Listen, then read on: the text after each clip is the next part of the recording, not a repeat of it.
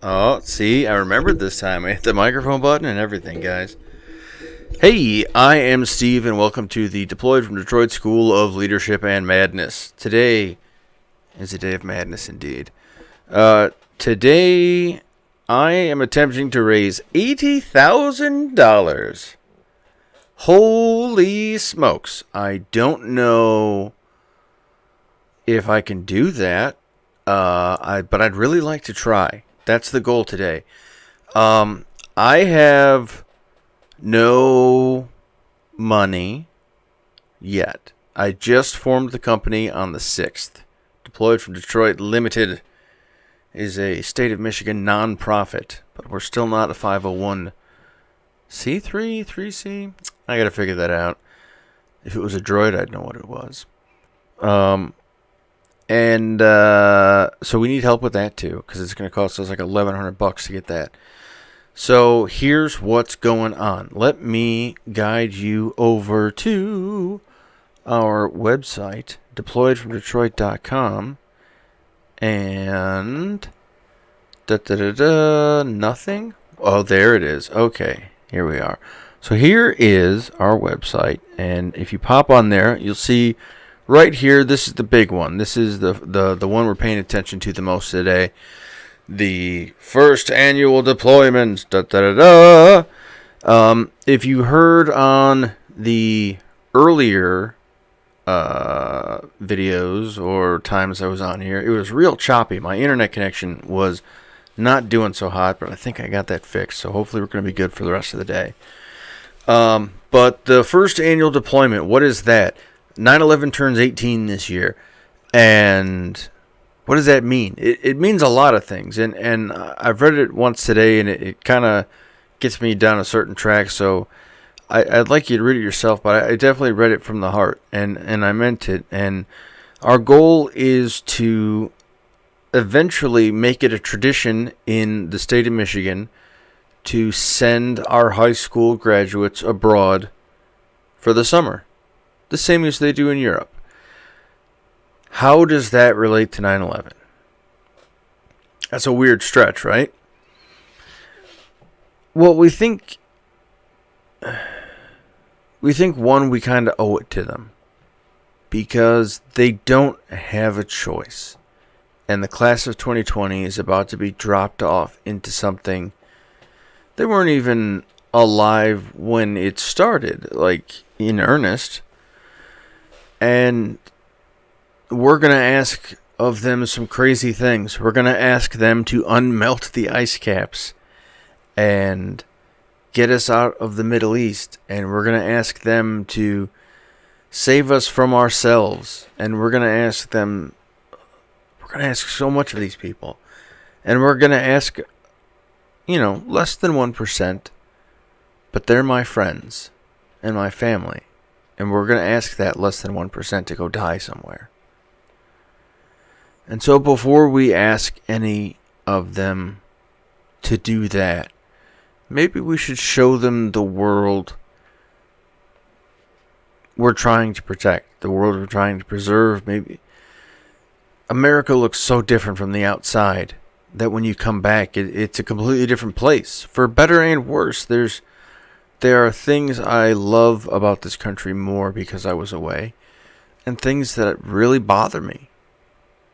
Just because I had a little bit of time to think, and I wasn't inundated with it on a daily basis. I wasn't surrounded by it. And it's interesting to hear what other people think. I was amazed when I was in the former Soviet Republic of Kyrgyzstan. It's not its official title. It's like the Republic of Kyrgyzstan or Kyrgyzstan. Crazy name. But they kind of missed being communist. And while my parents were putting their heads between their legs and kissing their asses goodbye as part of a school drill for an atomic blast, the Russians didn't do that because the interesting thing is, the Russian propaganda was just nah, we'll win, so don't worry about it. And so they just didn't even bother anybody. And so the Russian propaganda, was super effective in that way. And then people were just kind of doing their thing. They're It's not going to happen. Don't worry about it. And that was always kind of the Russian mindset. Like, that's how they taught their people to deal with it, was to just, like, not deal with it. Whereas Americans, we dwelled on it. And we turned it into this demon, and we made movies out of it, and heroes out of it, and enemies out of it. And we're still there with a lot of that stuff. And it's just interesting. And it helps sort of, it's interesting trying to defend your position against somebody who wholeheartedly believes something else. And you've got to come up with an answer, I don't know. That's an experience unique to me. It's an experience unique to everybody. But the idea of this annual deployment idea is that we give these experiences out. Like, there is benefit to exploration. There is self-discovery in the process. There is, they're going to have time to think. They're going to have time to observe. In that time away from everything else, people will have the ability to really contemplate on whether or not what they want to do is what's coming next. And maybe they need to make a new decision or make a new choice in life. I don't know. I don't know. These aren't things that can be guaranteed. But I know these are things that can only occur in these kind of spaces, in these kind of opportunities, and in these kind of just whatever. So if you could just read into it, we don't have a whole lot of infrastructure. The goal is, I still don't have a travel agent. I still don't have a State Department contact. I'm going to get them. Those are going to be secured. All the, these things, the plan is there. But, once I have this kind of, if we have it funded, then we can just go to somebody and be like, listen, dude, here's the deal. Do you want this or not? And then the project goes. Money definitely walks around here. And so we have the ability to sort of force this thing. And so the $80,000, the $80,000, if we manage to raise that, that's going to get us to, and the way GoFundMe works too is, like, if we don't pull the money out in 90 days, you get refunded. If we don't meet the goal, I think you get refunded. I'm not sure, but I'm pretty sure that's kind of the plan too. Like, either we make it today or we don't. And that's another part of how kind of badly we need your help. Like, I think the GoFundMe will be up for a while, but today's the push. Today's the day that it makes sense. Today's the day that we need to start putting new things into the world. So much has been destroyed today that it's time to build new things. And then, if this isn't the thing that you build, if you decide that, neat idea but not for me, then just put anything else into the world. Put something out there, because it's the only. We can't get rid of what happened. We can't replace what happened, and we have no right to forget what happened. But we can add new memories. We can create new memories. We can contextualize memories. We can turn disasters into something great. That's my hope, is that we turn this disaster of a broadcast into something great. That we turn, I don't know. It's possible. It's possible to become a phoenix. It's possible to find a bed of ashes and become a new thing. I've done it. I really have. And I think that's what we need. We need to force it into the world. We know good things need to happen. And all this nonsense is going on around us. Ignoring it won't make it go away, but we can sure as shit go around. We don't need them. If they're busy in their nonsense, we don't need them. If they're not going to help, alright. But we can still work together to put great things out. The obstacles that are in front of us are in front of all of us. Somebody knows the trick around. Somebody knows how to get around it. So we work together and we figure that out. That's what this is all about. So please help us with this annual deployment. If we can get these kids, think about it. Imagine what would happen to you if you had a summer overseas. If I sent you to Kenya for a week, and then I sent you up to Morocco or maybe Egypt for a week, and then you go to Germany for a week, and we've got Japan probably for a week, and then I don't know, Argentina is probably nice since Brazil is a nightmare right now. Holy moly. That was the first plan. But Argentina is pretty rad. A week in Argentina. Like, imagine that. What would you do? Imagine if you had Hemingway's life for a summer. Imagine if you had whoever your globetrotting hero is, do that for the summer. Be Anthony Bourdain, except for the end, you know what I mean? I can make that joke as a suicidal. But, like... I mean, I probably can't make that joke. It's not a good idea. Come on, guys. Jesus. But do it. Taste all the food. Drink all the drinks. Whatever it is. Like, that's another part of this deployment business is that, like, it's really the opposite of a deployment. Where deployment has a stern and hard and fast mission, this has very few. Our goal is to, whoever gets selected, we're going to try and leave the selection up to Detroit Public Schools themselves or the students if we can figure out how to work with them legally. Like, I don't want to go around Detroit Public Schools as much as possible. I'd like to involve all the school districts in this stuff. But if we... Oh, yeah. So we've got people who work with and for the government. We've got law enforcement. We've got this, that, and the other. And so we can talk to them and teach them some, some basic kind of self-defense techniques. Most of it is run away. That's the first lesson of any self-defense technique is just, if you can get out of there, get out of there. Because it ain't going to get better.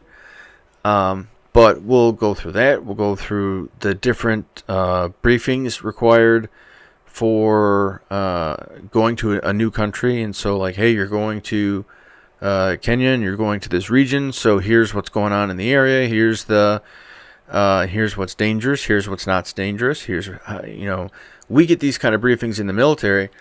And on the civilian side, you just kind of have to figure that out.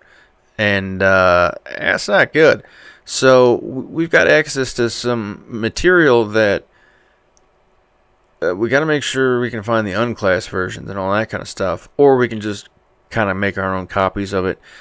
But there's all these country guides that I think the State Department provides for civilians. So I don't know, thinking as I go, but like there's all kinds of resources to prepare these kids to send them on their own by themselves or as a group of 8. It's probably the better idea. Send them as a group, as a team, so they've got, somebody to rely on while they're there. And then, but they'll be fine.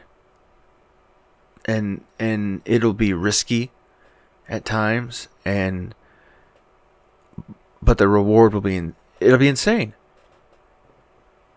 I couldn't imagine being in Iceland out of uniform.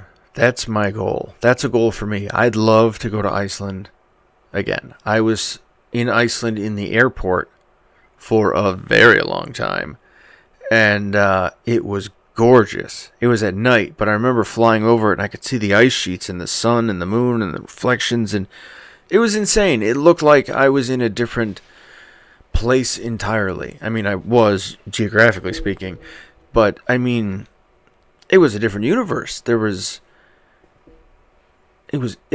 beautiful. It was the most beautiful thing I've ever seen. And I was stuck in an airport, and I bought too much licorice, and then my stomach hurt. But I'd love to go see it again with just the freedom of, like, just to go, I don't know, mill around, stare at something for as long as I feel, or I don't know, just see what happens. Rather than what's usually going to happen. Because what's typically going to happen now, if these folks get a chance to go overseas, it's going to be, if they're lucky, they might be able to save up enough money and get a trip like this together. But it's kind of rare to get that kind of scratch together. And so, I mean, you could do it with a loan. You could do, but that, I don't know. It'd be a pain in the ass to do for most people, I think. But it's really not that big on an organizational level. Like if I can manage to prove this level, this scale, and then, maybe we can get other organizations to sponsor other school districts, or maybe we can get, we can expand the idea out some other way. It doesn't have to be me. It doesn't have to be my organization doing this. That's entirely kind of besides the point. The idea is that we start sending our people out into the world as ambassadors of just peace and good times and whatever, just without the responsibility of whatever comes next. And then, let them grow. So somewhere there is a dead horse with a black eye. I have beaten that point into the ground, all right? You get it. This is important. Please, please, please. Share on Facebook, Instagram, Twitter, whatever you got, please send it out. Another thing we've got, if you're interested, we have some shirts and some hoodies available through Underground Apparel in Ann Arbor. This order will finish on the 15th, so you've got until the 15th to decide if you want to get one, or 2 or 3 or 4 or 5, and it will ship on the 27th. So you should have it before or by or around the 1st, somewhere ballparky in that area. And then if you feel like helping us grow this specific platform, the podcast thing, Deployed from Detroit is a multi-armed critter, and we have different stuff. So we have our charitable fundraising organization side, and we also have this podcasty side, because we're thinking hopefully we can develop this podcasty side as a way to shoot money into charities that are worth it, and we can just kind of keep doing this as a process too. So as we keep producing material, hopefully it's good enough to draw an audience, and then we can convince that audience to donate money to cool causes. That's the idea behind the whole company. And then trying to teach and train other people in all the different stuff we end up doing, because training, you might as well, and that's a huge kind of component of what's going on. So if other people want to set up their own podcast company, or, I'm not the expert right now, not yet, hell no, that's why we haven't quite offered the service, but we're getting there, and we're advising people on, leadership ideas and strategic ideas and concepts there, and we'll help out and give advice all the way through.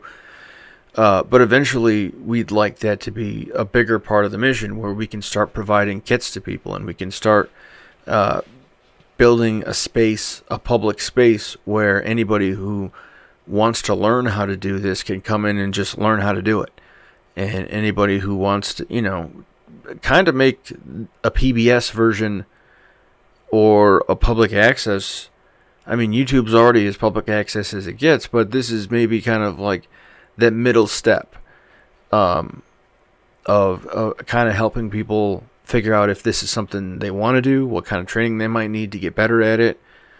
We're learning that on the way.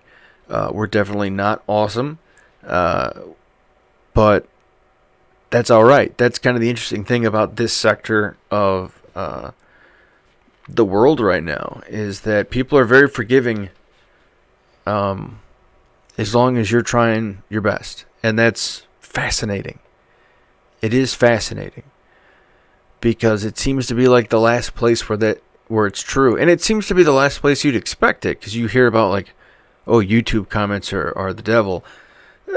My comments haven't been that big a deal. We haven't had that many viewers yet, so what are you talking about? But the support we get just in person is overwhelming. Like when we talk to people, it's nuts. Or when people contact us, or it's crazy. Crazy is not the right word. It's not a polite word for it. It is a bit overwhelming at times. but that's what we signed up for. This is what we want to do. So if you'd like to help us grow as an organization, that's some separate funding. And so you can try us on Patreon. We have all kinds of different levels set up. So if you want to join us as an individual, or if you want to sign your business up and have us do some kind of ad read for you, we will do our darndest to ensure it is done to whatever kind of quality and standard you're looking for. But that could definitely help us, keep this going and get a staff together and start training some new people up and, really building this into something. So all the support we can get would be terrific. Anything helps, you know what I mean? So, again, if you want to support the annual deployment, that's on the GoFundMe page. Check that out for more details. They've got all their policies on refunds and rebates and all that stuff. If you change your mind in the future, please don't, but that's there. And then there's the t-shirts and hoodies. Those order ends on the 15th, but they'll be shipping on the 27th, so good times. And we have our new Patreon, so if you want to check that out, join it, become a member. We've got from $1 all the way up to $500 if you feel like it. So that's being a bit ambitious, I think, on our part, but it is what it is. So, alrighty, let's go back to load. There we are. So we talked about the definition of leadership sort of ad nauseum the last part, talking about purpose, motivation, and direction, critical things to develop. And I'm going to mention these a lot as we go through. So just as a reminder as to why I'm mentioning them a lot, because I talked about them before. All right, so these are the 4 factors of leadership. These are the 4 things that if you're making a math equation and over here is an L for what kind of leadership do I need to deliver, so what kind of purpose, motivation, and direction do I need to deliver, then these are going to give that to you. So the leader is going to influence the height of the action. You're in charge. You know the most. Ideally, you are setting, you're as high as the bar can go. In the way that kind of pans out in the military and in like government slots and stuff like that is you'll have a team that'll be assigned by like a category, and they're like, oh, that's a type 2 team. And a type 2 team has a type 2 leader, and this, that, and the other. And that type 2 leader might have some type 3 training, but he's not type 2, 3, or like. And so we set it up so that we know that like this person is the most knowledgeable person in this subject, in this section, blah, blah, blah, blah, blah. That being said, the people you're leading influence the shortfalls in action. They're the ones who tell you what you can't do. Because they haven't figured it out yet, or they don't know, or you haven't taught them, or you haven't trained them, or for whatever reason, they are going to start taking away your capabilities. You can do this much, and then they can do this much, and then so that's the problem. You're working at this capacity to begin with, and you can work to move up to here, but that's where you are. The situation influences the environment, not so much the weather, but the emotional environment. What's going on is either going to induce panic or joy, or are you at a concert? Are you in a parking lot? Or, where are you? What's happening? What's going on right now? Because a concert is not a big deal if you expect it, but like a pop-up surprise concert might kind of weird you out, and then I don't know, that's a weird example, but alright, I'm just going to skip it then because that's just too weird. Alright, so, and then communication is the critical thing. Communication is what's going to bridge all the gaps in the capabilities. So you're in this environment, it's going on, your people are feeling this way, you're feeling this way, there's a threat of some sort, what have you. And so you can communicate to your people, all right, go do this, because they know how. And then that's the type of leadership you can give. Purpose is, you don't need to give them too much purpose, because if the threat is immediate, then that is already dictating it to them. But if you intend your voice or blah, blah, like, I don't want to get too, because I can get pretty into it. But what you're communicating is, to them, how are we reacting? And all the skills they already know, you can say, do A, B, C. And then anything you think you can teach them in the moment, you kind of have to spell it out as best you can. And it's like, all right, grab his arm. Okay, now pin him down. All right, good. Now do this. Now do that. All right, fantastic. I don't know if fantastic's the right one, but that's how you communicate your way through that situation effectively, rather than going, get him, get him, get him, get him. He died. You have to put the direction into a way that the individual can actually use it, because you're trying to fill in all the gaps in information they have. So these 4 things are always kind of happening, always changing, and so what you're looking for in these is, what kind of leadership do I have? Am I looking to apply right now? Is it quick and to the hurry? Do I have time to explain it? How much can I explain? How much should I explain? These 4 factors kind of determine that scale. Like, are you in a situation where it's just, hey, here we go, now? Or just like short, quick, up. Whatever you got to do to get their attention and get them moving. Or is it a situation where you can sit down and say, hey, whatever happened on Thursday was weird and we need to talk about it. Do you have time? That kind of time. Does the situation allow for that? These things are going to get you there. So, moving on. These things here, I will hide myself when I get a chance. You don't have to memorize it, but I often try to make my cadet students memorize it. And they usually do, the ones that I try to make them do it. I had to memorize them when I was a kid. I don't remember them off the top of my head now, but I remember most of them all the time. So here we go. You have know yourself and seek self-improvement. This is an absolutely critical thing all the way through. You are the ultimate machine of your will. Whatever you want to get done is going to get done through you. And so the better you understand what you is, the better you can manage it. The better you can handle this beast that you are strapped to.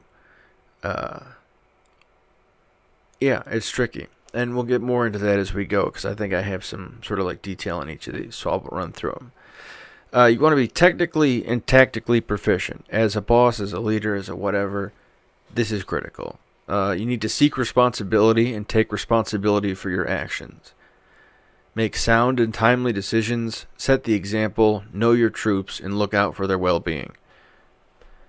And let me hide here. Keep your subordinates informed. That's 100% critical. If you don't do that, you are the worst boss ever. Trust me. Develop a sense of responsibility in your subordinates. They need to want to be there. Ensure the task is understood, supervised, is supposed to be that word, and accomplished. Build the team. Employ your unit in accordance with its capabilities. Awesome, right? So let's run through these. Know yourself and seek self-improvement. Like I said before, you are the vehicle of your will. That's a crazy, but it's true. It's the thing that you think is you. When you look in the mirror and you see this body and you engage it, and that's all you got. That is what you have to work with today. And what is that thing capable of compared to the tasks you had to have in front of you? And then the remainder of that, for all of you micromanagers who can't figure this shit out, that is what you delegate. What are you capable of? What's the task? Hand the rest off to somebody else. Ta-da! You're good. So if you're busy, you find yourself kind of with your hands in too many pots. I'm not great at this, but I got to make sure it gets done. Well, just make sure you trust somebody who can get it done for you. That's where that comes in. So knowing yourself a lot involves knowing what you can't do. And that's critical for your troops. It's critical for you to not overestimate your capabilities when you have people counting on you. When you have employees, when you have subordinates, when you have people whose life on the line, money on the line, time on the line, whatever. Don't go out there and tell them you can do more than you can do. It's kind of a fun example today. A little bit ironic right now. Self-examination is critical. If you want to be a leader, you need to understand who you are and what kind of leader you are. And understand that that can be fixed too. So don't worry. If you're like, oh God, I suck. It's fine. Most of us suck at the beginning. Because we're new. Yeah. And some of us can suck for a very long time because no one intervenes. Because no one steps in. Because no one is kind enough to say, hey, you are not good at this. For some reason, that's looked at as a kindness to just not tell people, just to let them wallow in misery. That's preposterous. If someone needs improvement, tell them how to improve and move on. Anyway, next one. Being technically and tactically proficient.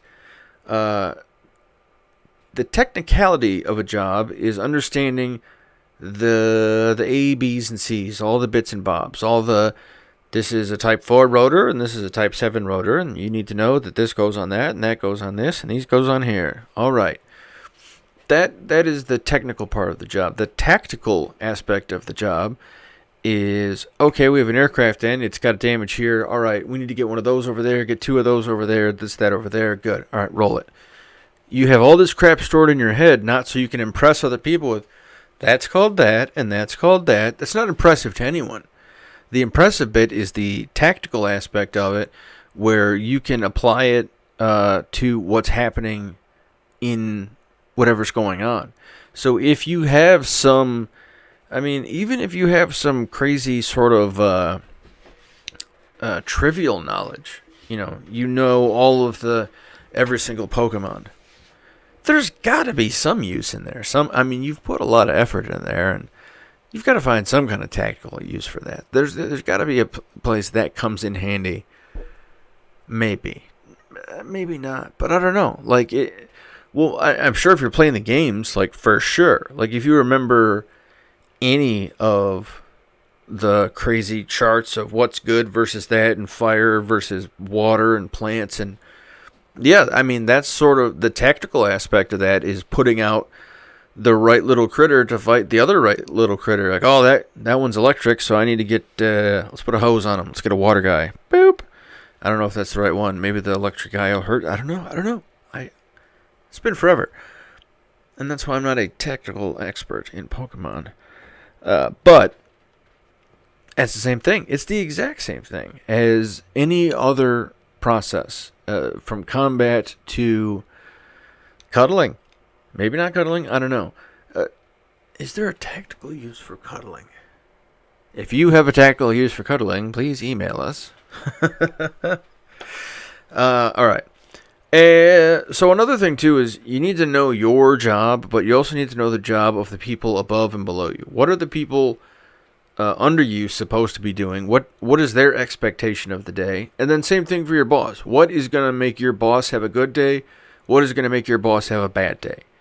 That's going to help you get a lot of things sort of situated in the right path. Because you're like, well, let's not do these right now. Let's do these. Butter them up a little bit. They'll be impressed with our workflow. We'll just hammer these out. Once we have a good sort of pattern going, then maybe we'll mention this weird idea that they'll probably say no to. But we have a better shot if we do it this way. That's the technical and the tactical coming together. You know what you gotta do, but do you know when to do it? And do you also know, can you anticipate when you're... Because the interesting thing to do, if you have the expectations of your boss in your mind and you know what's going on, and where this comes in the most, how do I phrase this? I'll just put it this way. When they don't do something, it's more informative. And so it's typically when somebody drops out of routine or drops out of habit is when understanding other people's jobs is informative, because then if you know one of your employees' routines, they like to do this, they like to do that, they like to do this. They punch in at this time, they work, they give a smoke break at this time, they usually have lunch about this time, they're usually out by this time.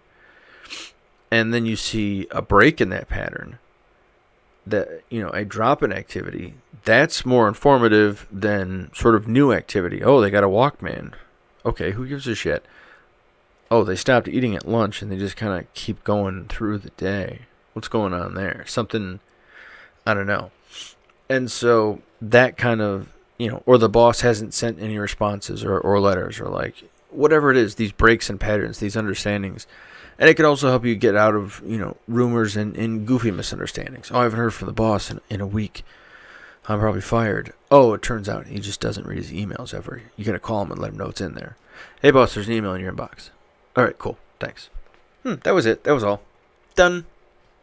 So, think about that.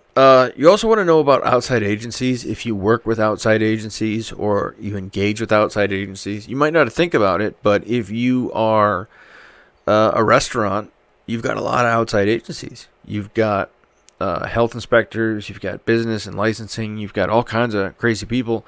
What's your relationship with them? What are their expectations of you? And what expectations can you put on them? These are important things to know if you want to get your job done better. If you want to have it done, the best it can be, you need to know what everybody trying to get this mission done is doing to get the mission done. Or people who can help, what can they do to help? And it's all about kind of putting this in a timely method. That goes back to the tactical end of it, is the use of this knowledge. You can do your best to collect all this information, but if you never go out and just fire's the wrong word, but if you never go out and just do the thing, accomplish the task you're trying to get done, there's no point. Then you might as well have never written anything. All those notes and ideas are kind of useless until they get you to the point of execution. So, moving on. Seeking responsibility and taking responsibility for your actions. This is a very important idea. You want to go seek out responsibility. You want to go find a job that's going to give you some kind of responsibility. And responsibility is sort of the assignment of the care and maintenance, and then sometimes operation and use of a person or a material or something like that. Responsibility is kind of heavy. Your job is to make sure this thing stays the way you got it, is how that breaks down. Whether that's you're responsible for a computer, and so now the unit just got a $1,200 laptop, and they're letting you take it home to go do your papers. You break that thing, you're out $1,200. That's not cool. You're SOL. But that's the same kind of process, and it just sort of scales out when we say, okay, these are your 3 new troops. Make sure you have 3 when we start and 3 when we get back. Those are the rules. And that's a lot sometimes. And sometimes that's impossible. But those levels of responsibility provide insight. They provide context. They provide points of growth. They provide areas where you are going to get experience that you could not otherwise get. And so finding and taking on responsibility is going to build you as a leader immensely. And then taking responsibility for your actions. That means owning up to when you screw up. Just deal with it. Sometimes you screw up, so it happens. All right, cool. Move on. That really, really, really needs to be how you think about it. That needs to be your focus on it. It can't be a matter of, I've screwed up. Oh, I've done this. Oh, I've done that. Yes, you have. Now move on. What's next? you're the only one who suffers in that process. And then maybe those of us around you are waiting for a decision. So yeah, you fucked up. Move on. Ding ding. More money. Swear jar. So take responsibility for your actions. Get used to it. Just like, yeah, that was me. My bad. Small things, big things. Doesn't matter. What are you going to do? What's the worst they can do? Very literally. In most cases, not much. So just like, yeah, it was me.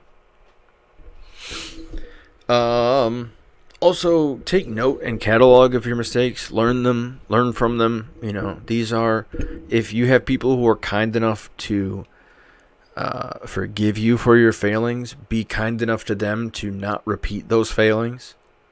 That's another kind of big bonus here. So, seek responsibility and take responsibility for your actions. All right. Make sound and timely decisions. You need to rapidly assess situations as quick as you can, but don't force it. Don't move into a rash kind of thing. Calm yourself. It doesn't have to be instantaneous, and much of what you need to find out instantly you will anyway because of just built-in shit in your system. Ding ding ding. So kind of figure out what's going on. Gather as much information as you can, but only really gather the essential information. Don't, what's on the radio? You see that often with people who go in shock. A big thing you'll see, if you ask firefighters or policemen or other kind of first responders, you'll see a lot of people in car accidents, like, cleaning up while they're pinned and, like, their legs cut off or something gnarly. It happens. It's not every time, but it's kind of often. And it's a similar response, but it's like shock. And there's nothing they can do about their situation, so they'll do something. And it's just their brain's way of coping of like, you're not completely useless. You're not going to die, buddy. It's these background systems that allow this person to fight on through and until the firefighters or whoever can get them out of the car wreck. And then you'll see them like, oh, I spilled a Coke. Let me get to it.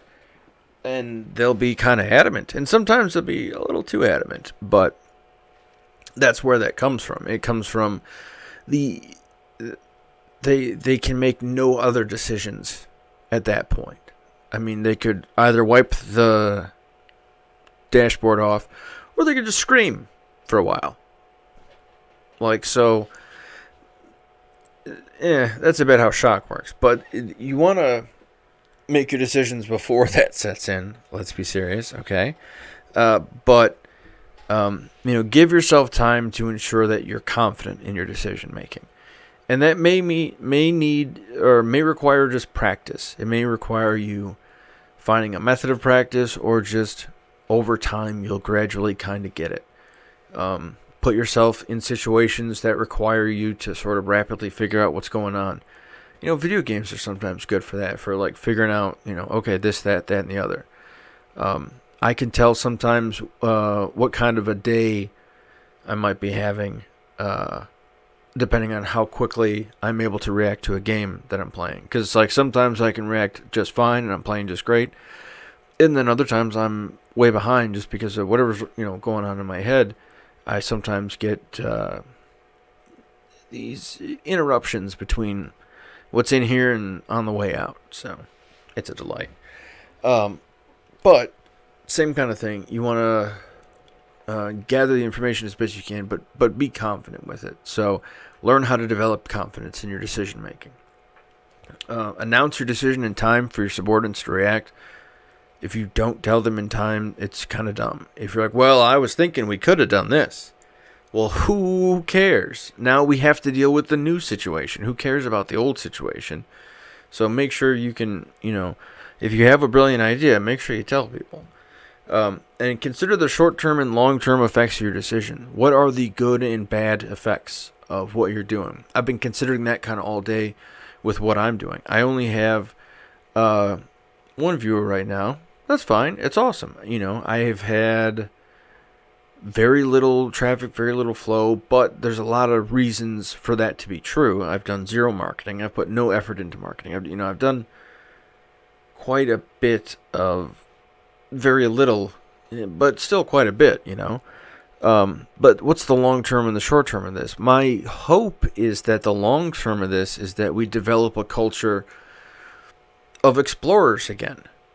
That is my long term. But I'm fully aware that in the short term, I could come off real easy as some kind of an opportunistic vulture, as somebody trying to feed off a corpse for personal gain, because there wouldn't be that many visual differences between the two of us from anything that I've done today. I'm being wholehearted and honest, but a scam artist could be wholehearted and come off as, what, like, you have to sort of believe and trust in me, this requires a lot of faith, which is in short supply these days. And so maybe it was a mistake, Also in the short term, I could have veterans who come out and say, fuck this guy, he's air guard. That doesn't mean shit. Although, if you're in the air guard, it does mean. Well, you guys do use first names a lot. Other than that, though, they deploy more than the actual Air Force, or, as they would call themselves. But we just call them full-timers. You had full-timers and part-timers during the war. Part-timers went air day. Full-timers went some of the time. Everybody went, but, come on. Guard went more in a lot of times. They asked a lot out of the Guard. I don't know what the point of that was. Let me get back on point. Okay. Brains. Don't hurt your brains. All right. Set the example. This is critical, crucial, and undeniable, and it's something you don't have a choice in. You will lead by example. And that's not me saying, hey, I'm ordering you to lead by example. Negative. I'm not ordering you to lead by example. I'm saying that you exist as an example. That is an unfortunate truth that you can't escape from. You are an example of whatever somebody is sort of objectifying at the moment, and that is a bummer too, but that's how people work. And so if you are a leader, you are an example of what leadership is. You are an example of what this kind of leadership requires, what it takes to be a leader around here. And so if you're a scumbag, people think you have to be a scumbag to be a leader around here. And that is very simply how that whole culture started on Wall Street. Is one dipshit got money, and then everyone's like, oh, we got to do that too. No, he was also good at math, you fucking nimrods. No, we won't study the statistical anomalies or anything like that. We'll just be dicks to each other. That'll do it. I don't know, it kind of works a little bit. They somehow have tons of money, but they are there's good people out there, but there are some garbage monsters out there as well. Just pure human garbage. Which, I'm all for redemption. I think everybody should get a chance once in a while. But I'm all for a good fuck you every now and again, too. So, swear jar. All right. Setting the example. You set the standard of what is and what is not acceptable by your actions. This is critical. Your behavior is what tells people what's good and what's bad.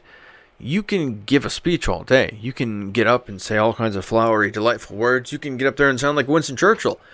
But if you do not act in that way, then immediately what you are telling them is that what is most important is to appear good. And as long as you can maintain an appearance of goodness, then you can have an undercore of whatever you'd like. It's the slim fast diet of leadership. 2 shakes for, 1 shake for lunch, 1 for breakfast, and whatever you want for dinner. So I had 1 for breakfast, 1 for lunch, and then the Coney Island hot dog eating contest for dinner. It's that kind of, you need to be careful. People are wily critters. Human beings are so much like water that it is remarkable. And just like water, human beings will find their way to level. They will find the easiest path, and sometimes they will carve a path in that process, climbing over one another in avalanches and floods and all that. But there is always this process of, if you didn't, whatever you allow to grow, it's going to grow in people. And so when you're setting the example, you really do need to, at a minimum, be honest with who you are. And so whatever you're pretending to be true, let's hope it's actually true. Whatever you're telling people about your position on leadership, let's make sure that that is what you believe, and that's something you can hold up to. And you can even sort of publish notice, or I don't know how you do it, but a lot of time, you can always put forward the idea that you're just trying, and that is a good character trait. So even if you're setting the example and you are poor example in a certain area, I suck at being on time, and I probably will be late to my own funeral. It's so far, that's just kind of how it is. But I still have high standards in every other regard. And so how do I deal with that? How do I put that forward? The most I can ask of people then is, windows. Give me like a 15-minute window. Can you be there sometime around 3? Okay, cool. That's good for me. That's something I can stick to. That's something they can stick to, and it's not overly whatever. And then I do my best to the others and this, that, and the other. But I let people know that, like, this is something I struggle with, and it's just a thing. It's, I'm a cripple. I'm crazy. I'm a bunch of shit. And it takes a minute for me to go from point A to point B, as you can tell as I speak. So you can't expect your subordinates to meet standards you can't meet yourself. If you can't do... Now, let me put this a certain... there's... Ideally, if you can't do 100 push-ups, you shouldn't expect your troops to do 100 push-ups. That is true. But if you are providing your troops the personal trainer and this, that, and the other, and you're, if you have a reason to not do it, but you're ensuring that they are still capable of doing it, then you're still leading them. You're still effective, because you're taking care of, you're ensuring the mentorship of that portion of their leadership is handled. You can still lead them in PT by not being there, by ensuring somebody else who's better qualified is getting them through it while you go do your thing. That's still good leadership. It's not ideal. It's not what the model is expected to be, but when you end up having to do rough math in the field, that's what it turns out to be. So make sure your people can do the things they need to do. Don't put expectations out there that they can't reach, because that's just too many points of failure, and it's going to be very difficult to recover from that, because they need points of success to counter that in order for these memories to click as skills. So remember, they're always watching. That's creepy, but true. Whenever you walk in the room, they see what you're doing. Whenever you walk out of the room, they talk about you. That's true. It's the thing, unfortunately. It may not be all day. It may just be like, what the... All right. And that's the end of it. But it is happening. So make sure... The most you can do to control that is make sure that what they have to talk about is good. And what they have to observe is something you'd like them to observe. So, be the example. Know your troops and look out for their well-being. This is beyond essential. You need to know who your people are, and that will tell you what they are capable of. The type of person you have, beyond what kind of testing measurements you have in the shop or wherever the hell you work, you're not going to... It's just there's a starter to kind of give you an idea. You really need to work with your people, find out what they're into, what they can manage, what's going to cause them to shut off, what's going to cause them to, start up, all kinds of stuff like that. You got to work with them, train with them. It's an intensive process, but it's necessary for you to understand how they're going to be able to get done the jobs that need to get done in the future. So you need to know their capabilities and their issues in and out of uniform or in and out of work or whatever's going on. You don't need to dig into their life per se. You don't have to be personally invasive if it's not anything they would like, but have an idea of whether or not they enjoy going home or not. And at a minimum, that's something that will help you at work. If you know that going home is a bad thing for them, then you know that you will get more productivity out of them if you make work a better place. And it's already a better place, so you already have that advantage. So this person already is going to, like, if you can't address that situation, then maybe you can address this one. And this is how. This is how you balance that understanding. Is that right? I don't know. Words just keep flying out. Be mindful of conditions in and out of work that could affect the progress or well-being of your troops. If, I don't know, there's a thunderstorm, the warning, or a flood, or a tornado, or a snowstorm, or, just call everybody. Hey, you good? You good? You got power? You got electricity? All right, just checking.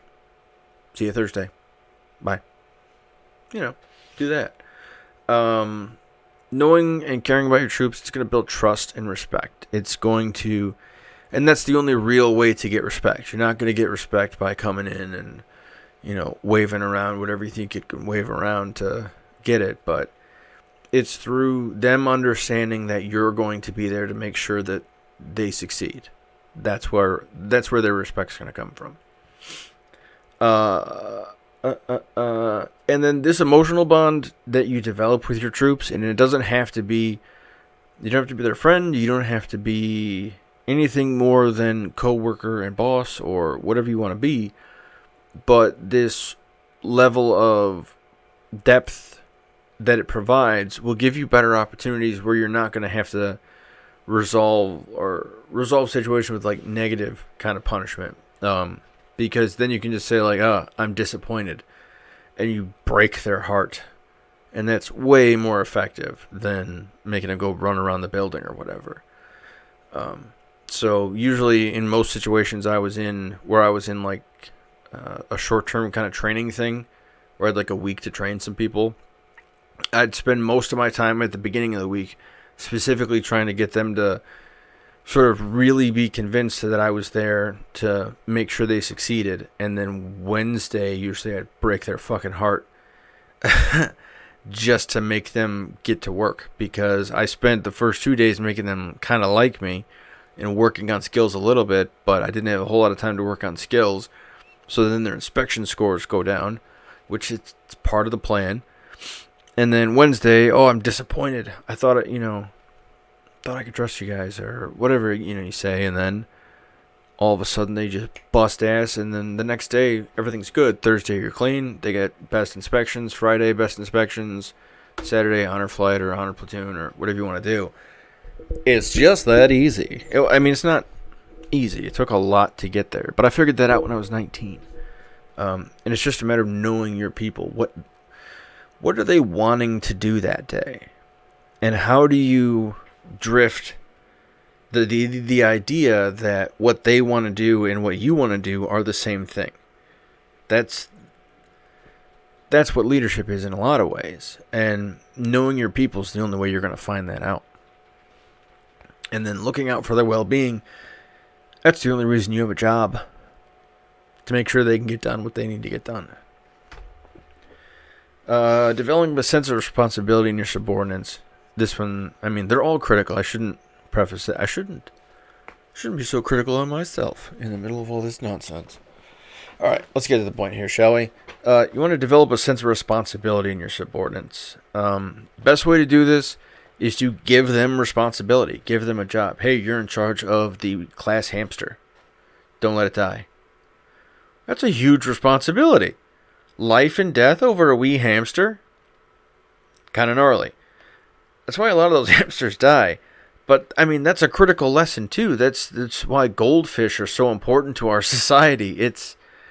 You really kind of need them upside down in a tank at least once before grandma kicks off, because we need to help each other through these processes, and it's a matter of experience is the only way that anything is ever going to make sense. And so if you want to develop responsibility in your troops, you need to allow them to experience having responsibility. And that could be anything. It could be so simple. It could be you're in charge of sign-in sheet. I want you to stand here at the front of the desk when we start the meeting. And your job's just to make sure everybody signs in on the sign-in sheet and make sure I get it at the end of the meeting. Okay? Roger that. Thanks, buddy. Now they have responsibility. Sir, I got it. I'm all finished. I got everything filled out. This guy didn't have his thing, but I thought that was okay. We're good, buddy. Don't worry about it. Outstanding.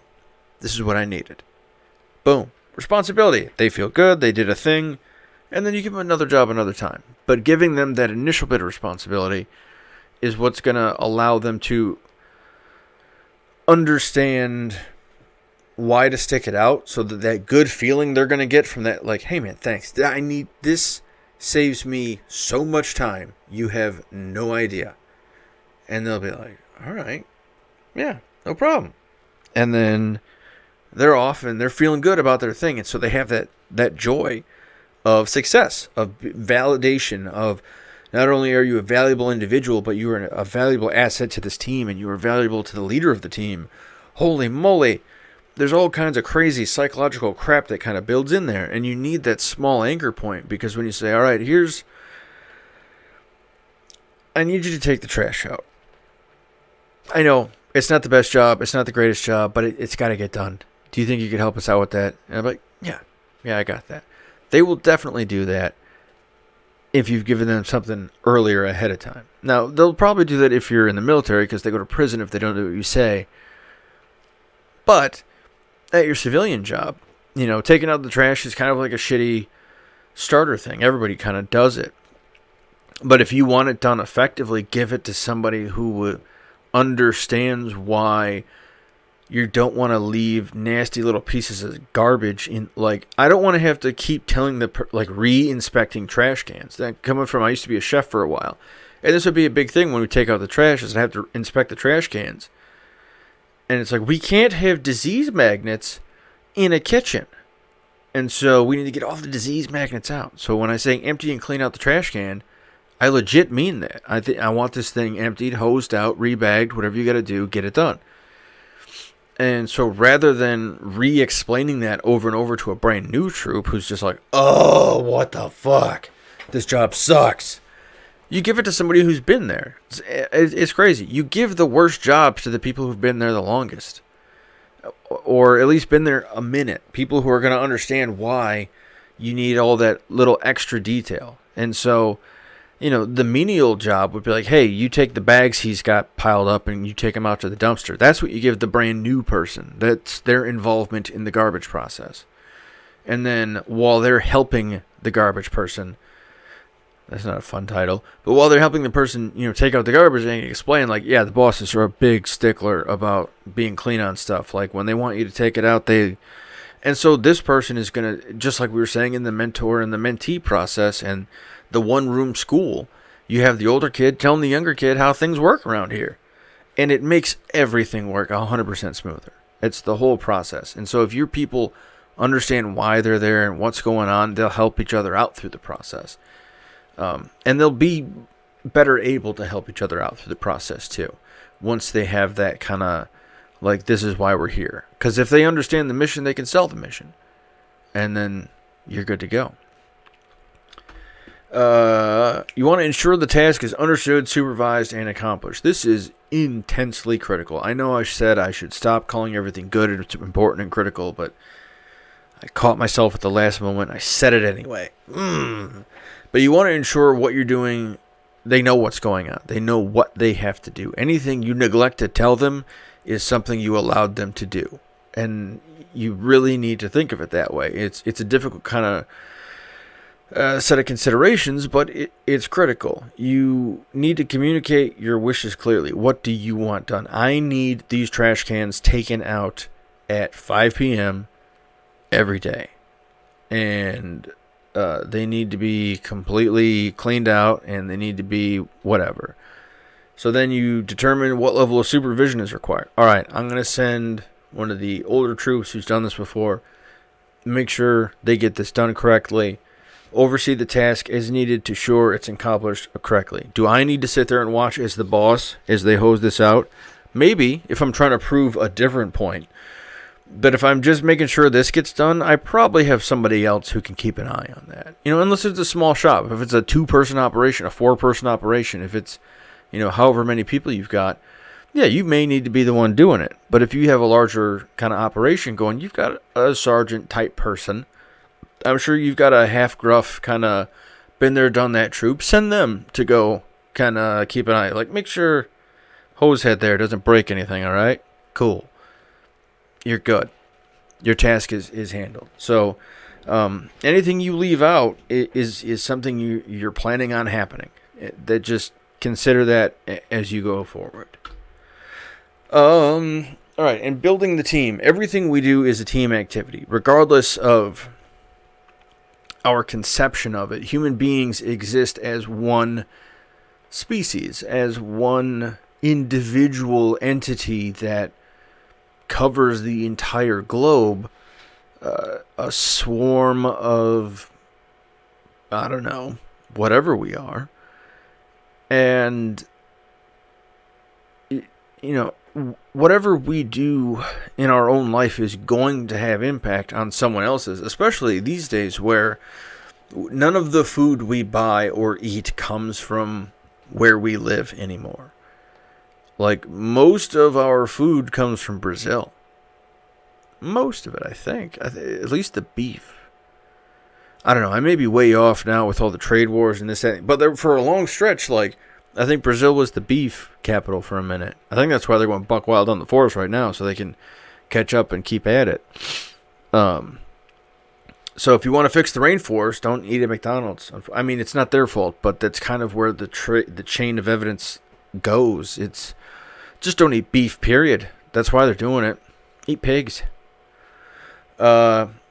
Developing the team is essential for mission success. So human beings are a natural group, and we can be segmented off into smaller groups. So don't think of yourself as an individual being added to one larger component and then a next larger component and then a next larger component.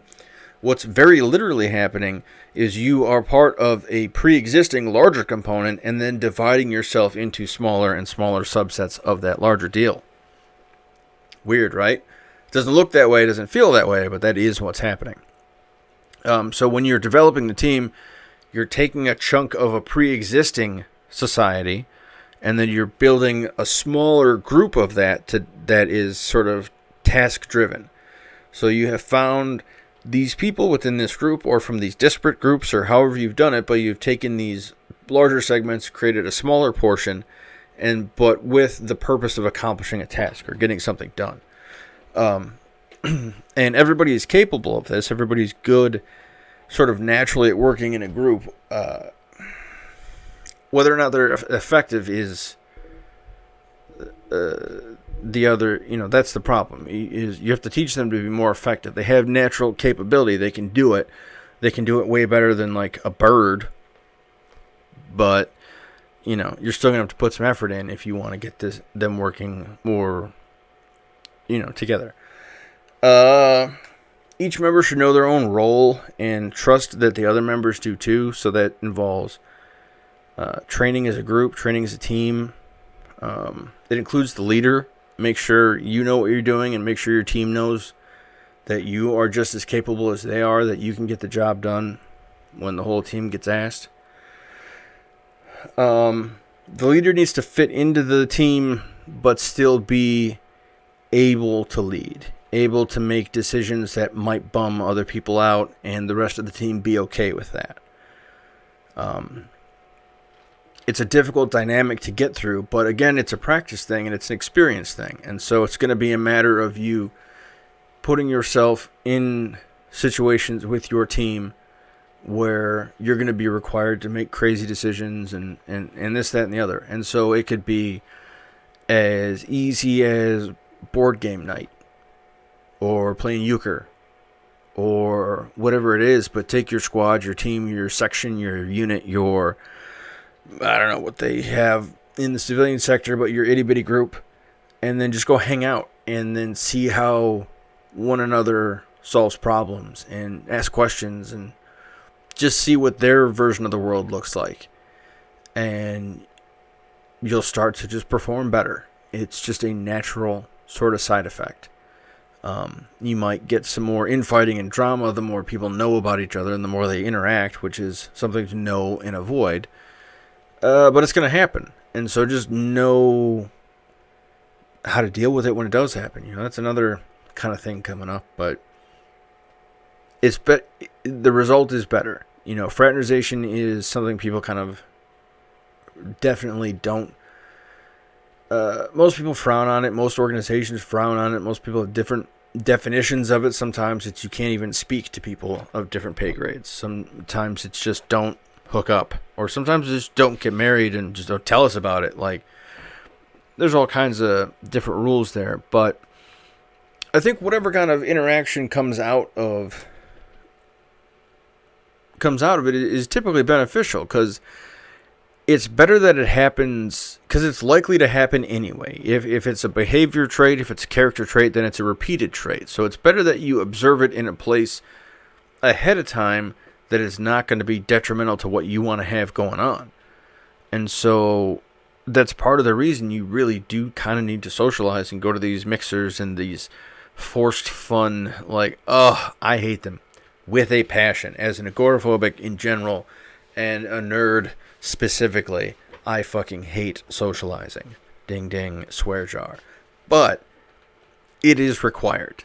It is necessary. I need to know how this machine works.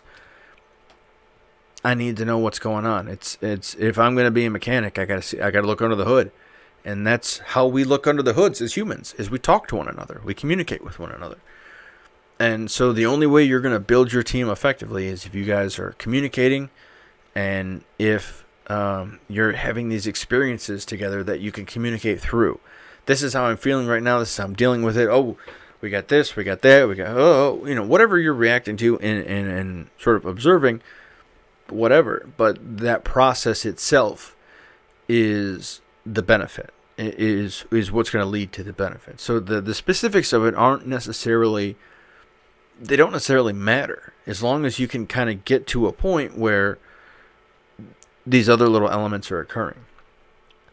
All right, here's the last one of the 11 principles of leadership. 11's a lot, guys. Employ your unit in accordance with its capabilities. You want to set your team up for success. If you are a Type 2 team and they need a Type 1 team, don't volunteer, because what are you doing?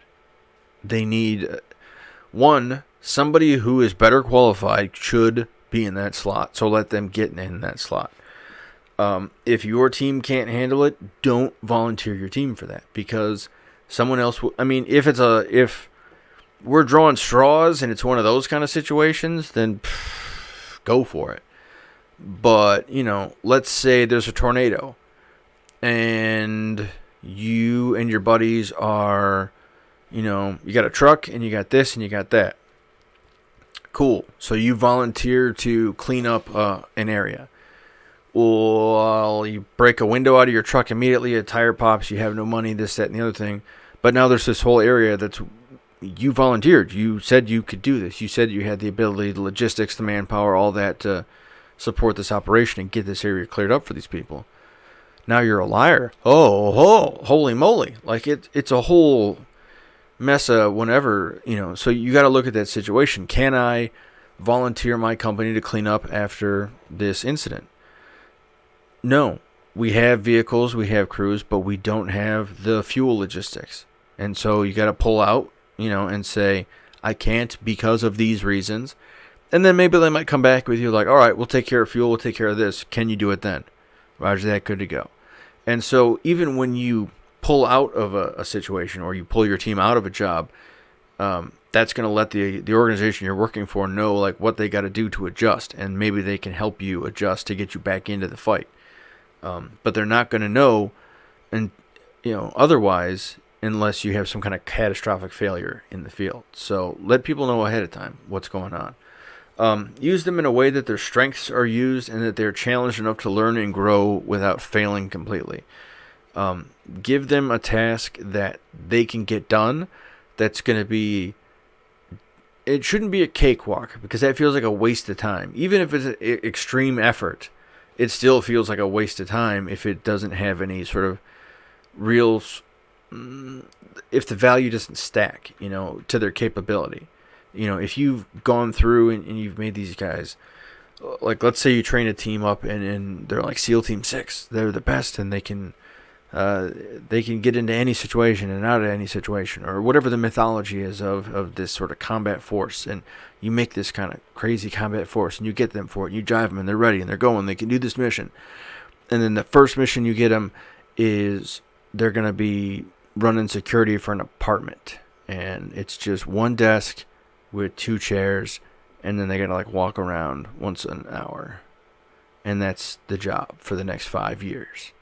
They're all going to quit. They're like, nah, I'm good. I'm out. Adios. Peace. Not what I'm up to. If you didn't train them for that, don't use them for that. They may be capable of handling, jobs below their pay scale, but it's not worth their effort. And again, just like there's people better, there are people worse. There are people on their way up who can handle these medium, in the middle or on the way jobs. So make sure what your people are doing is what they need to be doing, what they can be doing. All right, so that is the end of the 11 principles of leadership. So let me run through the list real quick again. These aren't, you don't have to memorize it. There's no test, obviously. There's nobody to watch. Well, hi. I do have a watcher. But let's run through these again. Know yourself. Seek self-improvement. You need to know who you are in order to know what you can do. Be technically and tactically proficient. It's terrific to know a bunch of stuff, but if you're not using it, it's useless. Seek responsibility and take responsibility for your actions. The only way to develop responsibility is to understand what it feels like. And that's a weird thing. And that means you're going to engage in a lot of activities you may not know 100%. And so you're going to screw up. And so when you screw up, you just need to let people know. Like, hey, this exploded. Could be a problem. And then we move on. And then we can address the issue and carry on. Make sound and timely decisions. This kind of goes back to the technical and tactical. Make sure your decisions are quick enough that people can react. Whatever call you got to make sure you make it in time for them. Set the example. You are the example. Be the example. Know that. So whenever you're out there, try to be, at a minimum, consistent. If you can't be the thing you dream to be, then at least be consistent, so people can kind of know what to expect. That helps. Know your troops and look out for their well-being.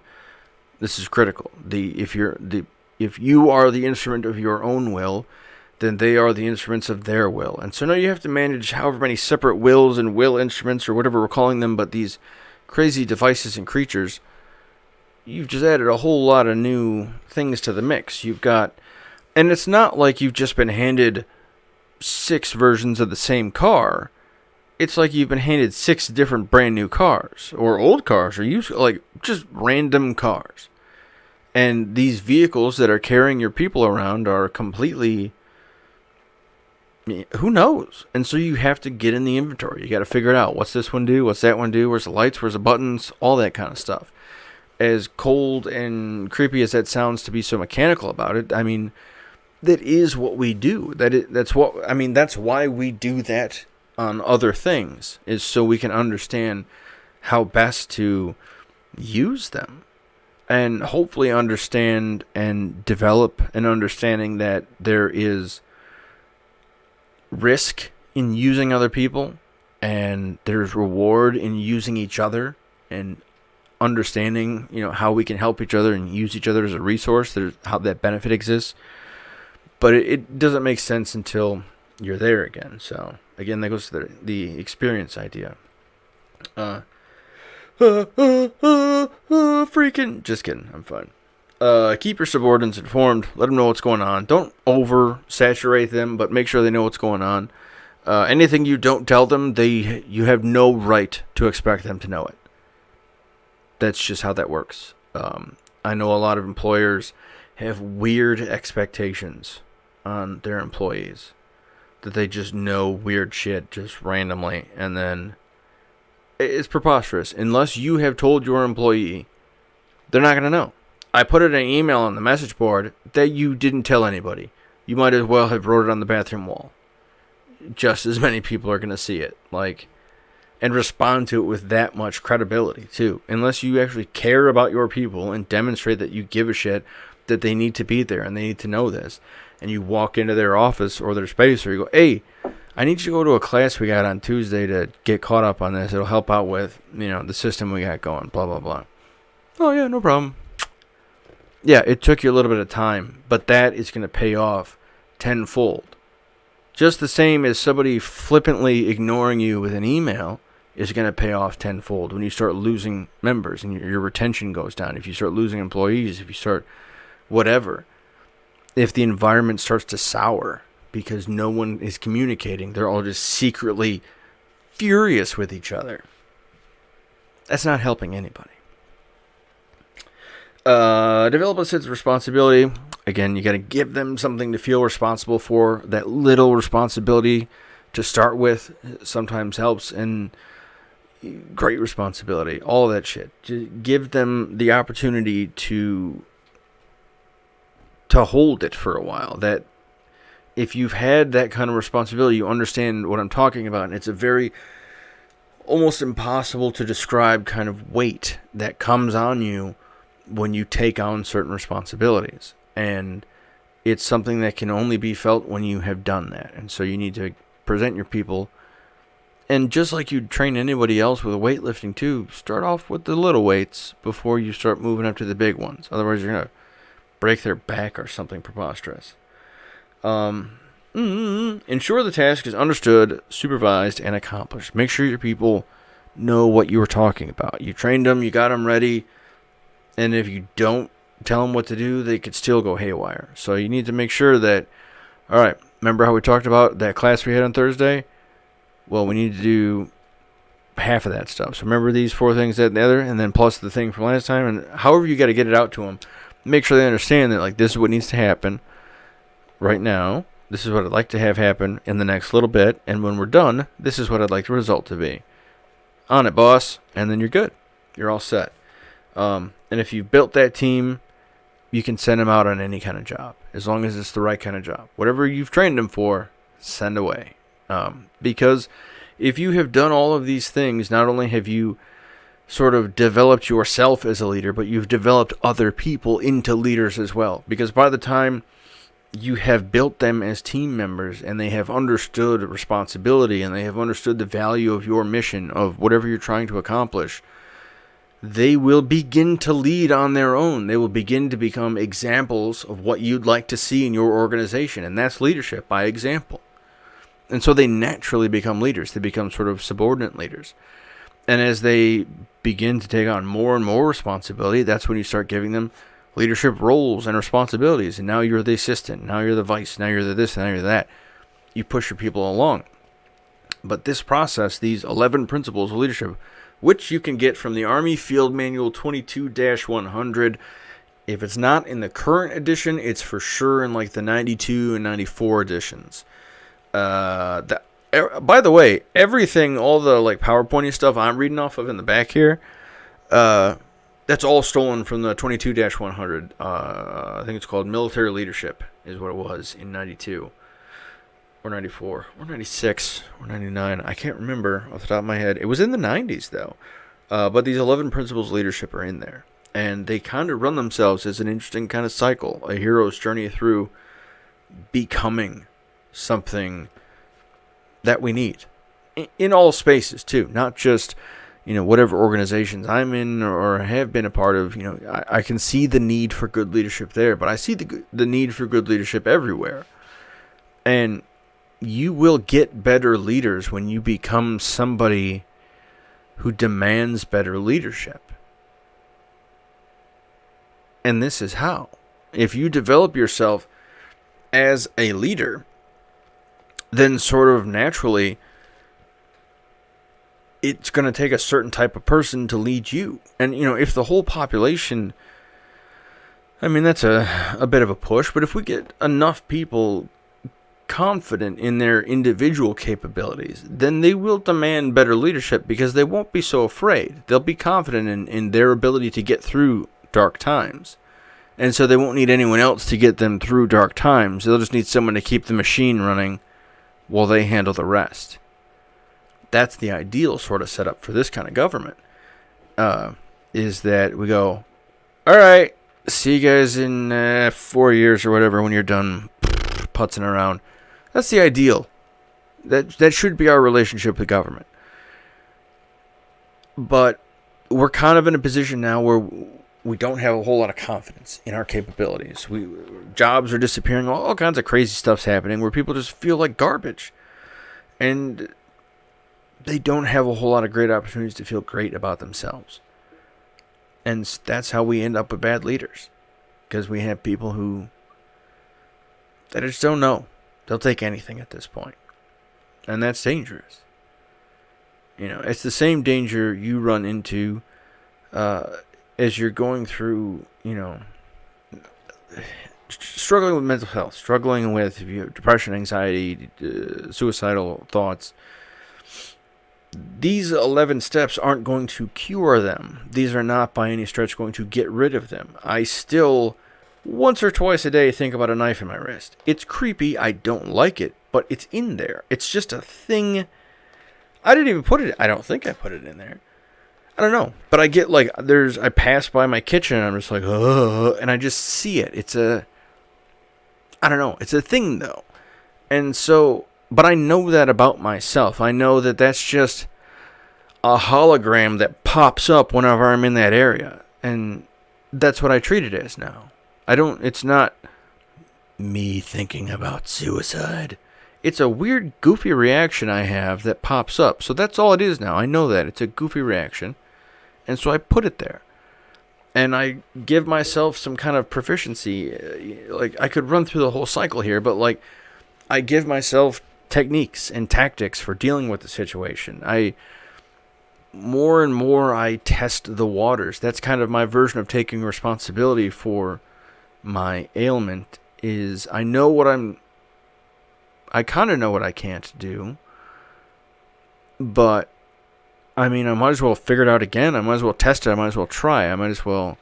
That seems to be the level of responsibility I can take as somebody at a deficit, is figure out how much of that deficit I can clear and how much I can work around it. That's probably the other big portion of that. And, you know, all these kind of things they've always helped me throughout my life. I learned these when I was a kid, when I was probably 13 or 14, maybe 15, somewhere in there. But I think 13, 14. So these have always kind of been in the back of my mind, and they've always helped me. It's always been something I've fallen back on. Anytime I've kind of like run out of like, what the hell do I do? Going over this kind of helps me just reset, like, all right, this is what I need to do to at least kind of get something done. And that's what this whole design is too, is as a leader, and then coming from the Army's perspective, they would ideally like you to be an effective leader who can get people to accomplish all kinds of crazy stuff that they would normally never ever do. And so that's kind of powerful. And so you develop a sort of powerful kind of influence. And if you can point that at yourself, then it's going to, again, not get rid of your mental health condition, but it will allow you to manage it more effectively by observing it, understanding it, figuring out if you got a use for it, figure out if you have a skill to manage it. You know, whatever it is that you need to do, these are not going to answer it, but they will answer some questions that will help you get by. So that's that. Alright, so that's the end of this chunk of slides. And then and it kind of gets gnarly after that. So right now we are looking at 2:30. My throat is super dry. I'm starting to lose my voice a little bit, I think. So I need to be careful. Right now we have one viewer. Hopefully we'll get more as we go along today. So I'm going to go ahead and take a water break, and I will be back at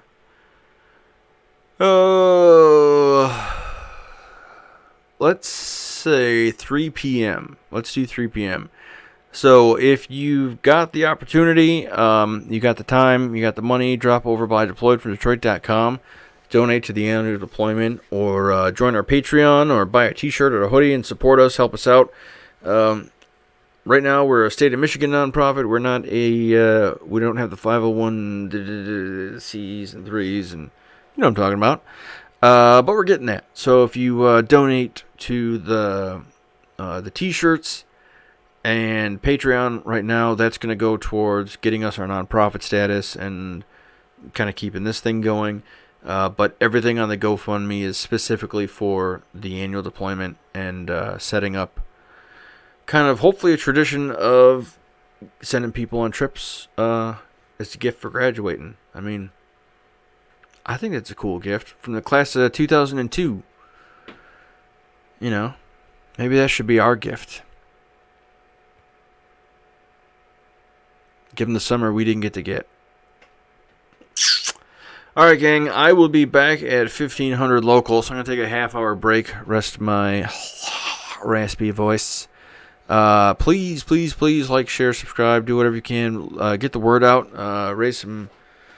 I don't know, let's see if we can do this. Let's just see. I think it's going to be fun. Alright, gang, I'm going to take a break. Love ya. Bye.